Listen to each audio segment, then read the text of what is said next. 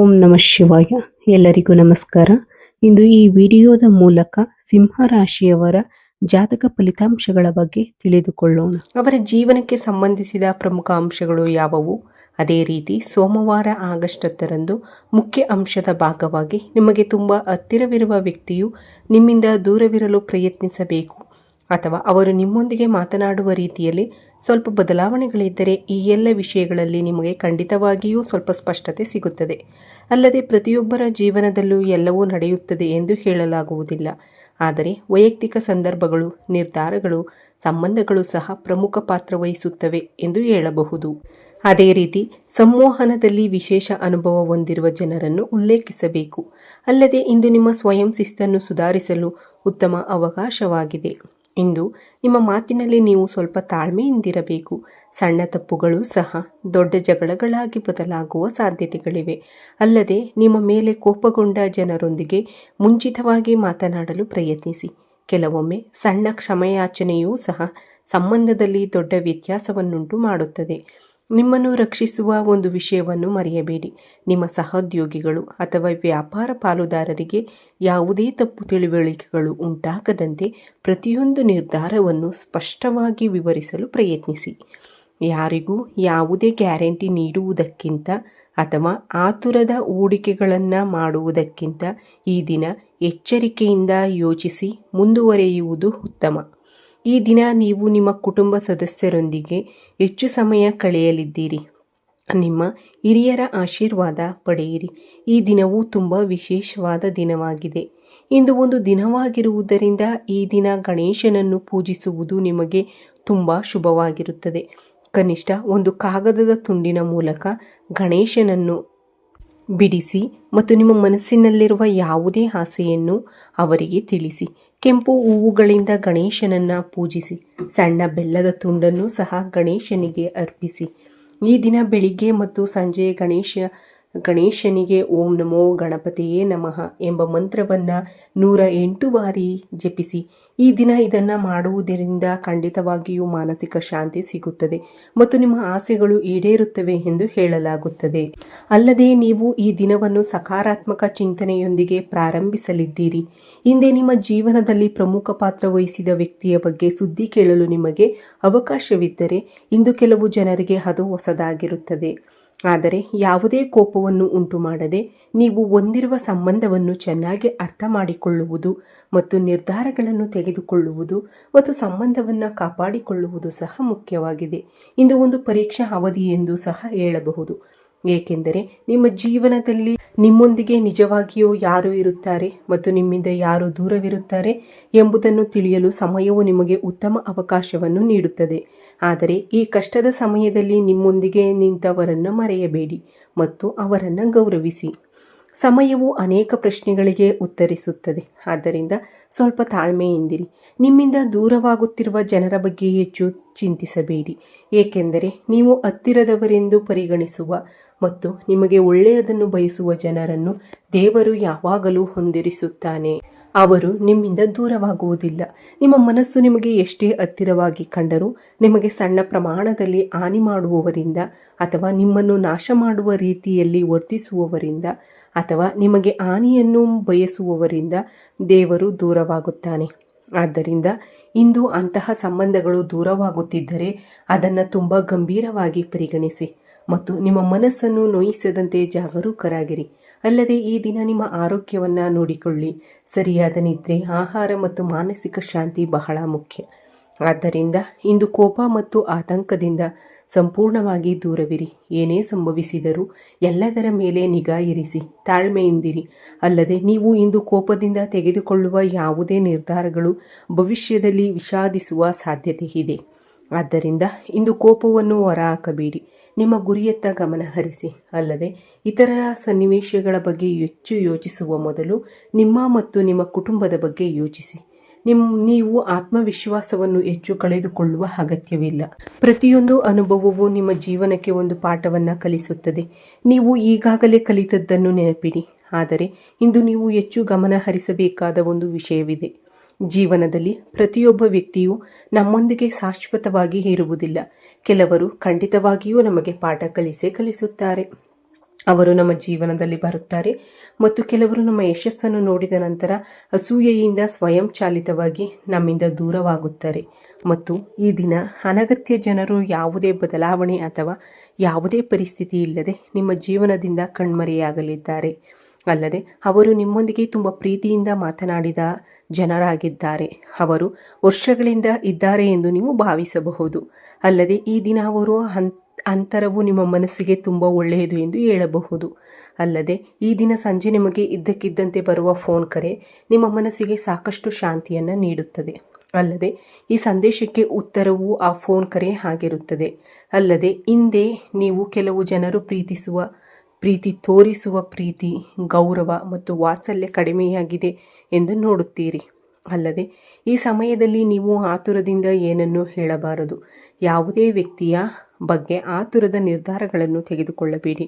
ಅಲ್ಲದೆ ನಿಮ್ಮ ಬಗ್ಗೆ, ನಿಮ್ಮ ಕುಟುಂಬದ ಬಗ್ಗೆ ಅಥವಾ ಗಂಡ ಮತ್ತು ಹೆಂಡತಿಯ ನಡುವಿನ ಯಾವುದೇ ಸಂಬಂಧದ ಬಗ್ಗೆ ಮೂರನೇ ವ್ಯಕ್ತಿಯ ಮಾತುಗಳನ್ನು ಸಂಪೂರ್ಣವಾಗಿ ನಂಬಬೇಡಿ. ಅವರ ಮಾತುಗಳನ್ನು ತಕ್ಷಣ ನಂಬಬೇಡಿ. ನಿಮ್ಮ ಬಗ್ಗೆ ಮತ್ತು ನಿಮ್ಮ ಕುಟುಂಬದ ಬಗ್ಗೆ ಸುಳ್ಳು ಮಾಹಿತಿಯನ್ನು ಜನರಿಗೆ ನೀಡಬೇಡಿ. ಅದನ್ನು ಸಂಪೂರ್ಣವಾಗಿ ದೂರವಿರಿ. ಮತ್ತು ಯಾರ ಮಾತುಗಳನ್ನು ತಕ್ಷಣ ನಂಬದೆ ಸತ್ಯವನ್ನು ಕಂಡುಹಿಡಿಯಲು ಪ್ರಯತ್ನಿಸಿ. ಇಂದು ಕುಟುಂಬ ಸದಸ್ಯರೊಂದಿಗೆ ಸಣ್ಣ ಪುಟ್ಟ ಭಿನ್ನಾಭಿಪ್ರಾಯಗಳ ಸಾಧ್ಯತೆಗಳಿವೆ. ಅಂದರೆ ಗಂಡ ಮತ್ತು ಹೆಂಡತಿಯ ನಡುವೆ ಅಥವಾ ಸಂಬಂಧಿಕರ ನಡುವೆ ತಪ್ಪು ತಿಳುವಳಿಕೆ ಉಂಟಾಗುವ ಸಾಧ್ಯತೆಗಳಿವೆ. ಆದ್ದರಿಂದ ಕೋಪದಲ್ಲಿ ಯಾವುದೇ ಪರಿಸ್ಥಿತಿಯ ಬಗ್ಗೆ ಮಾತನಾಡದೆ ಎಲ್ಲ ಸಮಸ್ಯೆಗಳನ್ನು ಶಾಂತವಾಗಿ ಪರಿಹರಿಸಲು ಪ್ರಯತ್ನಿಸಿ. ಒಂದು ಸಣ್ಣ ಮಾತು ಹಲವು ವರ್ಷಗಳ ಸಂಬಂಧವನ್ನು ಮುರಿಯಬಹುದು. ಅದು ನಿಮ್ಮನ್ನು ರಕ್ಷಿಸುತ್ತದೆ ಎಂದು ನೀವು ಭಾವಿಸುತ್ತಿದ್ದರೆ ಇದನ್ನು ಮರೆಯಬೇಡಿ. ಅಲ್ಲದೆ ಉದ್ಯೋಗದಲ್ಲಿರುವವರಿಗೆ ಈ ದಿನ ಕೆಲಸದ ಹೊರೆ ಸ್ವಲ್ಪ ಕಡಿಮೆಯಾಗುತ್ತದೆ ಎಂದು ಹೇಳಬಹುದು. ನೀವು ಮಾಡಿದ ಕಠಿಣ ಪರಿಶ್ರಮಕ್ಕೆ ಮನ್ನಣೆ ಸಿಗದಿದ್ದರೂ ನಿರಾಶೆಗೊಳ್ಳಬೇಡಿ. ಸ್ವಲ್ಪ ವಿಳಂಬವಾದರೂ ಅದು ನಿಮ್ಮ ಒಳಿತಿಗಾಗಿ ಮತ್ತು ಫಲಿತಾಂಶವು ನಿಮ್ಮ ಪ್ರತಿಭೆಗೆ ಅನುಗುಣವಾಗಿರುತ್ತದೆ. ನೀವು ಸಂಪೂರ್ಣವಾಗಿ ನಂಬಿದರೆ ದೇವರು ನಿಮಗೆ ಅಂತಹದ್ದನ್ನೇ ನೀಡಲಿದ್ದಾನೆ. ಅಲ್ಲದೆ ಇಂದು ವ್ಯಾಪಾರಸ್ಥರಿಗೆ ಬಹಳ ಅದ್ಭುತವಾದ ದಿನವಾಗಿದೆ ಎಂದು ಹೇಳಬಹುದು. ಏಕೆಂದರೆ ಈ ದಿನ ಹೊಸ ಹೂಡಿಕೆಗಳನ್ನು ಮಾಡುವ ಮೊದಲು 2 ಬಾರಿ ಯೋಚಿಸಿ. ಸ್ನೇಹಿತರ ಸಲಹೆಯನ್ನು ಆಲಿಸಿ. ಆದರೆ ನಿಮ್ಮ ಸ್ವಂತ ಆಲೋಚನೆಗಳೊಂದಿಗೆ ಅಂತಿಮ ನಿರ್ಧಾರವನ್ನು ನೀವೇ ತೆಗೆದುಕೊಳ್ಳಿ. ಇದರಿಂದಾಗಿ ನೀವು ಖಂಡಿತವಾಗಿಯೂ ಅಪಾರ ಲಾಭವನ್ನು ನೋಡುತ್ತೀರಿ. ತಕ್ಷಣವೇ ಅಲ್ಲದಿದ್ದರೂ ನೀವು ಹಿಂದೆ ಹೂಡಿಕೆ ಮಾಡಿದ ಲಾಭವು ಖಂಡಿತವಾಗಿಯೂ ನಿಮ್ಮ ಕೈಗೆ ತಲುಪುತ್ತದೆ. ಅಲ್ಲದೆ ಈ ದಿನ ಆರ್ಥಿಕವಾಗಿ ಸಣ್ಣ ಖರ್ಚುಗಳು ಕಂಡುಬರುವ ಸಾಧ್ಯತೆಗಳಿವೆ. ಅನಗತ್ಯ ಖರೀದಿಗಳನ್ನು ತಪ್ಪಿಸಿ. ಮುಂದೂಡುವುದು ತುಂಬ ಒಳ್ಳೆಯದು. ಅಲ್ಲದೆ ಉಳಿತಾಯದ ಬಗ್ಗೆ ಕೇಂದ್ರೀಕರಿಸುವುದರಿಂದ ಭವಿಷ್ಯದಲ್ಲಿ ನಿಮಗೆ ಉತ್ತಮ ಪ್ರಯೋಜನವಾಗುತ್ತದೆ. ಅಲ್ಲದೆ ಆಧ್ಯಾತ್ಮಿಕವಾಗಿ ಈ ದಿನವನ್ನು ನಿಮಗೆ ಹೆಚ್ಚಿನ ಶಕ್ತಿಯನ್ನು ನೀಡುವ ದಿನವೆಂದು ಪರಿಗಣಿಸಬೇಕು. ಪ್ರತಿದಿನ ಬೆಳಿಗ್ಗೆ ಪರಮಾತ್ಮ ಅಥವಾ ನಿಮ್ಮ ನೆಚ್ಚಿನ ದೇವತೆಯನ್ನು ಪ್ರಾರ್ಥಿಸುವ ಮೂಲಕ ನಿಮ್ಮ ಮನಸ್ಸನ್ನು ಶಾಂತವಾಗಿರಿಸಿಕೊಳ್ಳಿ. ಅಲ್ಲದೆ ಮಾನಸಿಕವಾಗಿಯೂ ಶಾಂತವಾಗಿರುವುದು ನಿಮಗೆ ಅಪಾರ ಸಂತೋಷವನ್ನು ತರುತ್ತದೆ. ಅಲ್ಲದೆ ನಿಮ್ಮ ಮನಸ್ಸನ್ನು ತೆಗೆದುಕೊಳ್ಳುವ ನಿರ್ಧಾರಗಳು ಅಂದರೆ ಶಾಂತವಾಗಿರುವುದು ಸಹ ತುಂಬ ಒಳ್ಳೆಯದು. ಇದು ಅದ್ಭುತವಾಗಿರುತ್ತದೆ. ಈ ದಿನದಂದು ಹಿರಿಯರ ಆಶೀರ್ವಾದ ಪಡೆಯುವುದು ನಿಮ್ಮ ಸಕಾರಾತ್ಮಕ ಆಲೋಚನೆಗಳನ್ನು ಹೆಚ್ಚಿಸುತ್ತದೆ. ಅಲ್ಲದೆ ಇಂದು ನಿಮ್ಮೊಂದಿಗೆ ನಿಜವಾಗಿಯೂ ಇರುವ ಜನರು ನಿಮ್ಮನ್ನು ಎಂದಿಗೂ ಬಿಟ್ಟು ಹೋಗುವುದಿಲ್ಲ. ನೀವು ಎಷ್ಟೇ ಕಷ್ಟಗಳನ್ನು ಎದುರಿಸಿದರೂ ಸಹ. ನೀವು ಇದನ್ನು ನಂಬಿದರೆ ಹೊರಟು ಹೋಗುವ ಜನರು ಇಂದು ನಿಮ್ಮನ್ನು ಬಲಶಾಲಿಯಾಗದಂತೆ ತಡೆಯಲು ಬಿಡಬೇಡಿ. ಮತ್ತು ನಿಮ್ಮ ಮೌಲ್ಯವನ್ನು ಗುರುತಿಸುವವರನ್ನು ಗೌರವಿಸಲು ಮರೆಯಬೇಡಿ. ಈ ದಿನ ನೀವು ತುಂಬ ದೊಡ್ಡದನ್ನು ತೆಗೆದುಕೊಳ್ಳಲಿದ್ದೀರಿ. ಇಂದು ತಾಳ್ಮೆ ಮತ್ತು ಸಹಿಷ್ಣುತೆ ನಿಮ್ಮ ದೊಡ್ಡ ಆಯುಧಗಳಾಗಿವೆ. ನೀವು ಇಂದು ಬುದ್ಧಿವಂತಿಕೆಯಿಂದ ವರ್ತಿಸಿದರೆ ನೀವು ಯಾವುದೇ ವಿಷಯದಲ್ಲಿ ಯಾವುದೇ ನಷ್ಟವನ್ನು ಅನುಭವಿಸುವುದಿಲ್ಲ. ಆದರೆ ಜೀವನಕ್ಕೆ ತುಂಬ ಉಪಯುಕ್ತವಾದ ಉತ್ತಮ ಅನುಭವವನ್ನು ಸಹ ನೀವು ಪಡೆಯುತ್ತೀರಿ. ದೇವರು ನಿಮಗೆ ಬಹಳಷ್ಟು ಸಮಯವನ್ನು ಕಲಿಸಲಿದ್ದಾನೆ ಎಂದು ಸಹ ಹೇಳಬಹುದು. ಇದಲ್ಲದೆ ಇಂದು ನೀವು ತೆಗೆದುಕೊಳ್ಳಬೇಕಾದ ಮತ್ತು ತಿಳಿದುಕೊಳ್ಳಬೇಕಾದ ಇನ್ನೊಂದು ಪ್ರಮುಖ ವಿಷಯವೆಂದರೆ ಇಂದು ನಿಮ್ಮ ಜೀವನದಲ್ಲಿ ನಡೆದ ಪ್ರತಿಯೊಂದು ಘಟನೆಯು ಕಾಕತಾಳೀಯವಲ್ಲ. ಆದರೆ ಜ್ಯೋತಿಷ್ಯ ವಿಶ್ಲೇಷಣೆಯು ಪ್ರತಿಯೊಬ್ಬರ ಜೀವನದಲ್ಲಿ ಏನನ್ನಾದರೂ ಮತ್ತು ಎಲ್ಲವನ್ನು ಅರ್ಥೈಸುತ್ತದೆ. ನಿಭಾಯಿಸಲು ಏನೂ ಕಷ್ಟವಲ್ಲ. ಆದರೆ ನಿಮ್ಮ ಜೀವನದಲ್ಲಿ ಹೊಸ ಅಧ್ಯಯನವನ್ನು ಪ್ರಾರಂಭಿಸಲು ಇಂದು ನಿಮಗೆ ಕೆಲವು ಸಲಹೆಗಳು ಸಿಗಲಿವೆ. ನಿಮ್ಮ ಹಳೆಯ ಸಂಬಂಧಗಳನ್ನು ಪರೀಕ್ಷಿಸಲು ದೇವರು ನಿಮಗೆ ಅವಕಾಶಗಳನ್ನು ನೀಡುತ್ತಾನೆ. ಆದ್ದರಿಂದ ಇಂದು ನಿಮ್ಮಿಂದ ದೂರವಿರುವವರು ಬಯಸುವವರು ದೂರ ಹೋಗಲು ಹೇಳಿ. ಅವರು ನಿಮ್ಮನ್ನು ಬಿಟ್ಟು ಹೋಗುತ್ತಿದ್ದಾರೆ ಎಂದು ಅವರ ಬಗ್ಗೆ ಯೋಚಿಸಿ ಕೋಪ, ಅಸೂಯೆ ಅಥವಾ ದುಃಖವನ್ನು ವ್ಯಕ್ತಪಡಿಸಬೇಡಿ. ನೀವು ಯಾವುದೇ ತಪ್ಪು ಮಾಡದಿದ್ದರೆ ಅವರು ನಿಮ್ಮನ್ನು ಕೆಟ್ಟದ್ದಾಗಿ ಭಾವಿಸುತ್ತಾರೆ. ನನ್ನನ್ನು ನಂಬಿ. ನಿಮ್ಮ ಸ್ವಾಭಿಮಾನವನ್ನು ನಂಬಬೇಡಿ. ಅಲ್ಲದೆ ನಿಮ್ಮನ್ನು ನೀವು ದೂಷಿಸಬೇಡಿ. ಕೆಲವೊಮ್ಮೆ ಆ ಸಂಬಂಧಕ್ಕೆ ಒಂದು ಸಮಯವಿರುತ್ತದೆ. ಆ ಸಮಯ ಮುಗಿದ ನಂತರ ಆ ವ್ಯಕ್ತಿಯು ತನ್ನದೇ ಆದ ದಾರಿಯಲ್ಲಿ ಹೋಗುವುದು ಜೀವನದ ಒಂದು ಭಾಗವಾಗಿದೆ. ಆದ್ದರಿಂದ ಈ ಎಲ್ಲ ವಿಷಯಗಳನ್ನು ನೆನಪಿಡಿ. ಆದರೆ ಎಲ್ಲರೂ ನಿಮ್ಮಿಂದ ದೂರ ಉಳಿಯುತ್ತಾರೆ ಎಂದಲ್ಲ. ಆದರೆ ಇಂದು ನಿಮ್ಮನ್ನು ನಿಜವಾಗಿಯೂ ಗೌರವಿಸುವ ಜನರು ಯಾರು ಎಂದು ನಿಮಗೆ ತಿಳಿಯಲು ಸಾಧ್ಯವಾಗುತ್ತದೆ. ಆ ಜನರು ನಿಮಗೆ ಹತ್ತಿರವಿರುವವರು ಮಾತ್ರ. ನಿಮ್ಮ ದುಃಖಕ್ಕೆ ಕಾರಣರಾದವರು ಇಂದು ಖಂಡಿತವಾಗಿಯೂ ನಿಮ್ಮಿಂದ ದೂರವಿರುತ್ತಾರೆ. ಮತ್ತು ಈ ದಿನ ಎಲ್ಲವೂ ಸ್ಪಷ್ಟವಾಗಿದ್ದರೆ ಖಂಡಿತವಾಗಿಯೂ ಈ ಎಲ್ಲ ವಿಷಯಗಳು ನಿಮ್ಮ ತಿಳುವಳಿಕೆಗೆ ಬರುತ್ತದೆ. ಆದರೆ ನೀವು ಈಗ ಮಾಡುತ್ತಿರುವ ಜಾತಕದ ಫಲಿತಾಂಶಗಳನ್ನು ಎಲ್ಲ ಸಾಗುವ ಗ್ರಹಗಳ ಸ್ಥಾನಗಳನ್ನು ಗಮನದಲ್ಲಿಟ್ಟುಕೊಂಡು ಮಾತ್ರ ಹೇಳಲಾಗುತ್ತದೆ ಎಂಬುದನ್ನು ನೀವು ನೆನಪಿನಲ್ಲಿಡಬೇಕು. ಇಂದು ನಿಮ್ಮ ವೈಯಕ್ತಿಕ ಜೀವನದ 30% ಮಾತ್ರ ಅನ್ವಯಿಸುತ್ತದೆ. ಮತ್ತು ನಿಮ್ಮ ವೈಯಕ್ತಿಕ ಜಾತಕ ಫಲಿತಾಂಶಗಳ ಬಗ್ಗೆ ತಿಳಿದುಕೊಳ್ಳಲು ನಿಮ್ಮ ಸುತ್ತಮುತ್ತಲಿನ ಪ್ರದೇಶಗಳಲ್ಲಿ ನಿಮಗೆ ಪರಿಚಿತರಾಗಿರುವ ಕೆಲವು ಗುರುಗಳನ್ನು ಸಂಪರ್ಕಿಸುವುದು ಉತ್ತಮ.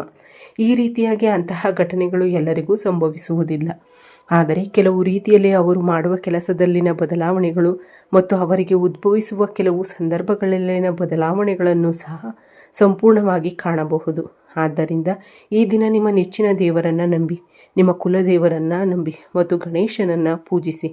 ಅಲ್ಲದೆ ಈ ದಿನ ಶುಭ ಮತ್ತು ಅಶುಭ ಫಲಿತಾಂಶಗಳು ಕಂಡುಬರಲಿವೆ. ಅಂದರೆ ಉದ್ಯೋಗ ಮತ್ತು ವ್ಯವಹಾರದಲ್ಲಿನ ಅನೇಕ ಉತ್ತಮ ಬದಲಾವಣೆಗಳಿವೆ. ಇಂದು ನಿಮ್ಮ ಕುಟುಂಬದಲ್ಲಿ ಬಹಳ ಶಾಂತಿಯುತ ವಾತಾವರಣವನ್ನು ಆನಂದಿಸುವಿರಿ.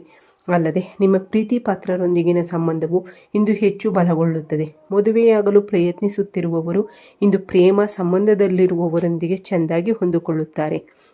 ಅಲ್ಲದೆ ವಾಹನ ಅಪಘಾತಗಳು ಸ್ವಲ್ಪ ಎಚ್ಚರಿಕೆಯಿಂದ ಕಂಡುಬರುತ್ತವೆ.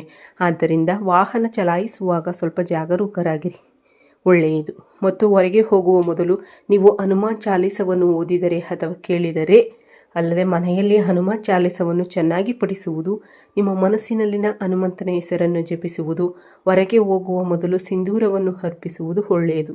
ಮತ್ತು ನೀವು ನೋಡುತ್ತಿದ್ದೀರಿ, ನಾಳೆ ನಿಮ್ಮ ಜೀವನದಲ್ಲಿ ನಡೆದ ಎಲ್ಲ ವಿಷಯಗಳು ನಿಮ್ಮ ಮೇಲೆ ಹೇಗೆ ಪರಿಣಾಮ ಬೀರುತ್ತವೆ, ಯಾವ ವಿಧಾನವು ಶುಭವಾಗಿರುತ್ತವೆ, ನೀವು ಯಾವ ನಿಯಮಗಳನ್ನು ಅನುಸರಿಸಬೇಕು, ನೀವು ಯಾವ ಮುನ್ನೆಚ್ಚರಿಕೆಗಳನ್ನು ತೆಗೆದುಕೊಳ್ಳಬೇಕು, ಅಂತಹ ಎಲ್ಲ ವಿಷಯಗಳು ಈಗ ಇದರಲ್ಲಿದೆ. ನೀವು ಈ ವಿಡಿಯೋವನ್ನು ವಿವರವಾಗಿ ಅರ್ಥ ಮಾಡಿಕೊಂಡಿದ್ದೀರಿ ಎಂದು ನಾನು ಭಾವಿಸುತ್ತೇನೆ.